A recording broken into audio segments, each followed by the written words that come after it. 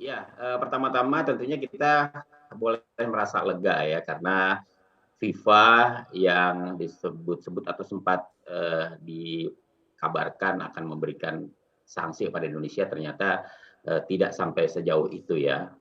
Dan ini tentunya merupakan kabar baik buat kita di tengah kedukaan yang saat ini Sepertinya masih mati, Mas. terjadi, masih melanda dunia sepak bola Indonesia ya terkait dengan tragedi Kanjuruhan.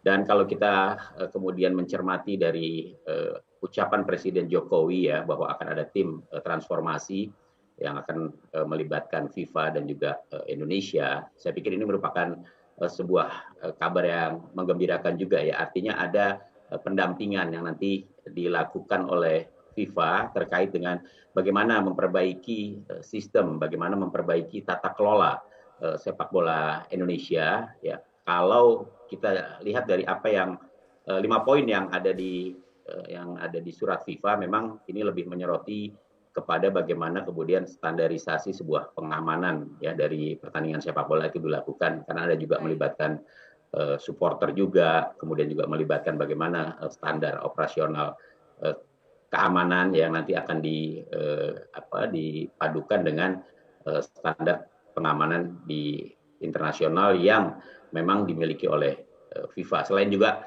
adanya keterlibatan nanti pihak-pihak lain untuk mendiskusikan bagaimana sepak bola Indonesia ini dikelola begitu. Baik, Pak Kesit, yang pertama dari 5 perintah itu kalau kita bicara soal standar keselamatan stadion, sekarang kalau standar keamanan tidak terpenuhi, bagaimana nasib stadion-stadion kita? Iya, memang kalau kita bicara transformasi, ya, artinya kan ada perubahan dalam suatu keadaan ya.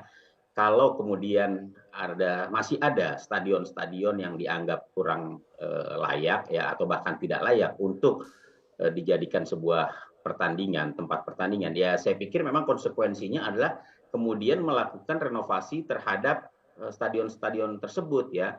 Ini kalau kita bicara ingin sepak bola Indonesia maju ya risiko untuk memperbaiki stadion tuh harus harus diterima gitu ya dan harus dilakukan. Ini kan tujuannya sebenarnya baik ya, artinya bahwa kita juga ingin meminimalisir ya atau mencegah terjadinya hal-hal yang tidak diinginkan apabila kemudian sepak bola itu dipertandingkan. Karena kita tahu lah, ini kan olahraga profesional ya, sepak bola ini. Ini melibatkan banyak pendukung yang ada saja gesekan-gesekan di antara pendukung, di antara klub Baik. gitu. Makanya untuk meminimalisir itu kejadian-kejadian yang tidak diinginkan, ya salah satunya merombak stadion ya, memenuhi standar-standar yang memang ditetapkan oleh Federasi Sepak Bola Internasional. Baik. Bung Kesit, kira-kira apa kriteria yang mungkin belum dipenuhi di stadion-stadion yang ada di Indonesia? Iya, banyak ya. Memang hampir semua stadion sepak bola di Indonesia ini belum memenuhi standar maksimal yang diinginkan atau yang ditetapkan oleh FIFA. Kalau kita berkaca pada penyelenggaraan Piala Dunia U20 tahun 2023 yang akan diselenggarakan Indonesia, pada saat itu juga kan ternyata banyak stadion-stadion yang harus diperbaiki kelayakannya ya. Kalau bicara soal stadion-stadion yang sudah layak ya memang masih ada di Jakarta ya, di Jakabaring, Palembang, kemudian juga di Bandung itu juga sudah di GBLA, kemudian juga Surabaya Bung Tomo.